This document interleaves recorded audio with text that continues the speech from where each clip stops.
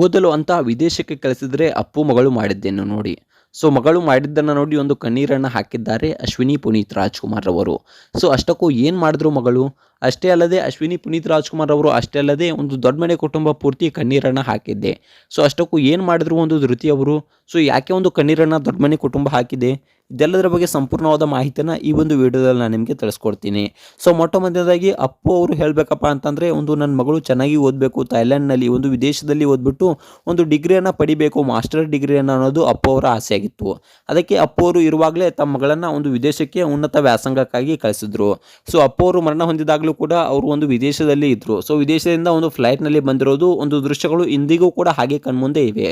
ಇನ್ನು ಅಪ್ಪು ಅವರು ತುಂಬ ಚೆನ್ನಾಗಿ ಓದಬೇಕು ಅನ್ನೋದು ಹಿತದೃಷ್ಟಿಯಿಂದ ಕಳಿಸಿದ್ರು.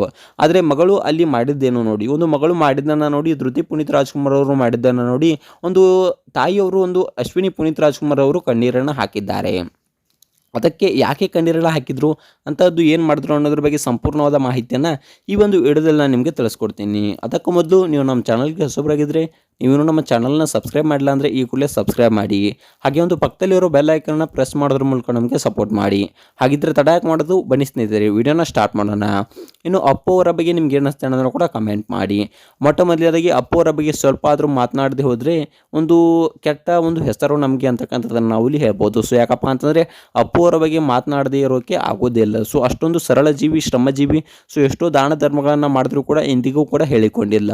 ಸೊ ಯಾವ ರೀತಿಯಾಗಿ ಅಂದರೆ ತನ್ನ ಹೆಂಡತಿಗೂ ಕೂಡ ಗೊತ್ತಿರದೆ ಇಷ್ಟೊಂದು ದಾನ ಧರ್ಮಗಳನ್ನು ಅಪ್ಪು ಅವರು ಮಾಡಿದ್ದಾರೆ. ಸೊ ಯಾವ ರೀತಿಯಾಗಿ ಅಂದರೆ ನಾವು ಇಂದಿಗೂ ಕೂಡ ಹಲವರನ್ನು ನೋಡ್ತೇವೆ, 10 ರೂಪಾಯಿ ದಾನವನ್ನು ಮಾಡಿದ್ರೆ 20 ರೂಪಾಯಿ ಪ್ರಚಾರವನ್ನು ಪ್ರಮೋಷನ್ನ ಮಾಡ್ತಾರೆ. ಅಂತಹ ಕಾಲದಲ್ಲಿ ನಾವು ಬದುಕ್ತಾ ಇದ್ದೇವೆ. ಸೊ ಅಂತಹದರಲ್ಲೂ ಕೂಡ ಇಷ್ಟೊಂದು ದಾನ ಧರ್ಮಗಳನ್ನು ಮಾಡಿದ್ರೂ ಕೂಡ ಎಲ್ಲೂ ಕೂಡ ಹೇಳಿಕೊಂಡಿಲ್ಲ ಆ ಮನುಷ್ಯ. ಸೊ ಇಂದಿಗೂ ಕೂಡ ಸ್ವತಃ ದೇವರಾಗಿ ಒಂದು ಕರ್ನಾಟಕದಲ್ಲಿ ನೆಲೆಸಿದ್ದಾರೆ. ಸೊ ಇಂದಿಗೂ ಕೂಡ ದೇವರ ಸ್ಥಾನದಲ್ಲಿ ಅವರ ಫೋಟೋಗಳು ನಿಲ್ತಾ ಇವೆ. ಸೊ ಒಂದು ದೇವರಿಗೆ ಯಾವ ಜಾಗವನ್ನು ಕೊಟ್ಟಿದ್ದಾರೋ ಅದೇ ಜಾಗವನ್ನು ಪುನೀತ್ ರಾಜ್ಕುಮಾರ್ ಅವರಿಗೂ ಕೂಡ ಇಂದಿಗೂ ಕೂಡ ಕರ್ನಾಟಕದ ಜನತೆ ಕೊಟ್ಟಿದೆ ಅಂತಕ್ಕಂಥದ್ದನ್ನು ನಾವು ಇಲ್ಲಿ ಹೇಳ್ಬೋದು. ಸೊ ಅಷ್ಟೊಂದು ಶ್ರಮಜೀವಿ ಪುನೀತ್ ರಾಜ್ಕುಮಾರ್ ಅವರು ಅಂತಕ್ಕಂಥದ್ದನ್ನು ನಾವು ಇಲ್ಲಿ ಹೇಳ್ಬೋದು. ಇನ್ನು ತಮ್ಮ ಮಗಳು ಚೆನ್ನಾಗಿ ವಿದ್ಯಾಭ್ಯಾಸವನ್ನು ಮಾಡಬೇಕು ಅನ್ನೋ ಒಂದು ಹಿತದೃಷ್ಟಿಯಿಂದ ತಮ್ಮ ಮಗಳನ್ನು ಒಂದು ಥೈಲ್ಯಾಂಡ್ಗೆ ವಿದೇಶಕ್ಕೆ ಒಂದು ಯಾವ ರೀತಿಯಾಗಿ ಅಂದರೆ ಒಂದು ವಿದ್ಯಾಭ್ಯಾಸಕ್ಕಾಗಿ ಇಟ್ಟಿದ್ರು. ಅದಾದ ನಂತರ ಒಂದು ತುಂಬ ಚೆನ್ನಾಗಿ ಏನು ಓದ್ತಾ ಇದ್ರು ಧೃತಿ ಪುನೀತ್ ರಾಜ್ಕುಮಾರ್ ಅವರು. ಸೊ ಯಾವ ರೀತಿ ಅಂದರೆ ಎಲ್ಲ ಪರೀಕ್ಷೆಗಳಲ್ಲೂ ಪ್ರಥಮ ಸ್ಥಾನವನ್ನು ಪಡಿತಾ ಇದ್ರು. ಅದನ್ನು ನೋಡಿ ನನ್ನ ಮಗಳು ತುಂಬ ಚೆನ್ನಾಗಿ ಸಕ್ಸಸ್ ಆಗ್ತಾಳೆ ಅನ್ನೋ ಒಂದು ಹಿತದೃಷ್ಟಿಯನ್ನು ಒಂದು ಪುನೀತ್ ರಾಜ್ಕುಮಾರ್ ಅವರು ಇಟ್ಕೊಂಡಿದ್ರು. ಆದಷ್ಟು ಬೇಗ ಸಕ್ಸಸ್ ಆಗಿ ಬರಲಿ, ಒಂದು ಕರ್ನಾಟಕದಲ್ಲಿ ಒಂದು ದೊಡ್ಡ ಒಂದು ತಿರುವಣ್ಣ ಒಂದು ಕರ್ನಾಟಕದಲ್ಲಿ ಮಾಡೋಣ ಅನ್ನೋದು ಒಂದು ಅಪ್ಪು ಅವರ ಆಸೆಯಾಗಿತ್ತು. ಒಂದು ಅಪ್ಪು ಅವರು ಮರಣವನ್ನು ಕೂಡ ಅಂತಾರೆ. ಅದಾದ ನಂತರ ಒಂದು ಇಲ್ಲಿ ಧೃತಿ ಪುನೀತ್ ರಾಜ್ಕುಮಾರ್ ಅವರು ಮಾಡಿದಿರೋದನ್ನು ನೋಡಿ ಒಂದು ಕಣ್ಣೀರನ್ನು ಹಾಕಿದ್ದಾರೆ ಅಶ್ವಿನಿ ಪುನೀತ್ ರಾಜ್ಕುಮಾರ್ ಮತ್ತು ದೊಡ್ಡ ಮನೆ ಕುಟುಂಬ ಅಂತಕ್ಕಂಥದ್ದನ್ನು ನಾವು ಇಲ್ಲಿ ಹೇಳ್ಬೋದು. ಸೊ ಅಷ್ಟಕ್ಕೂ ಏನು ಮಾಡಿದ್ರು, ಸೊ ಮೊಟ್ಟ ಮೊದಲಾಗಿ ಒಂದು ಅಶ್ವಿನಿ ಪುನೀತ್ ರಾಜ್ಕುಮಾರ್ ಅವರಿಗೆ ಕಾಲನ್ನು ಮಾಡಿದಾಗ ಸೊ ಒಂದು ಧೃತಿ ಪುನೀತ್ ರಾಜ್ಕುಮಾರ್ ಅವರು ಹೇಳ್ತಾರಂತೆ, ಇಲ್ಲಮ್ಮ ನಾನೇನು ಇನ್ನೂ ಕರ್ನಾಟಕಕ್ಕೆ ಬರೋದಿಲ್ಲ, ಸೊ ಇಲ್ಲೇ ಸೆಟ್ಲ್ ಆಗ್ತೀನಿ ಅನ್ನೋ ಮಾತನ್ನು ಹೇಳಿದ್ದಾರಂತೆ. ನಾನು ಇಲ್ಲೇ ಒಂದು ಬಿಸ್ನೆಸ್ಸನ್ನು ಸ್ಟಾರ್ಟ್ ಮಾಡಬೇಕು ಅನ್ನೋ ಒಂದು ವಿಚಾರದಲ್ಲಿದ್ದೇನೆ, ಸೊ ನಾನು ಕರ್ನಾಟಕಕ್ಕೆ ಬರೋದಿಲ್ಲ ಅನ್ನೋ ಮಾತನ್ನು ಹೇಳಿದಾಗ ಒಂದು ಅಶ್ವಿನಿ ಪುನೀತ್ ರಾಜ್ಕುಮಾರ್ ಆಗಿ ದೊಡ್ಡ ಮನೆ ಕುಟುಂಬ ಕಣ್ಣೀರನ್ನು ಹಾಕಿದ್ದೆ ಅಂತೆ. ಆಯಿತು ನೀನು ಹೋಗ್ಬಿಡು, ನಿಮ್ಮ ಅಪ್ಪನೂ ಇಲ್ಲ ನನ್ನ ಜೊತೆಯಲ್ಲಿ, ನಾನು ಯಾಕೆ ಬದುಕಲಿ ಅನ್ನೋ ಮಾತನ್ನು ಅಶ್ವಿನಿ ಪುನೀತ್ ರಾಜ್ಕುಮಾರ್ ಅವರು ಒಂದು ಕಣ್ಣೀರನ್ನು ಹಾಕಿದ್ದಾರಂತೆ.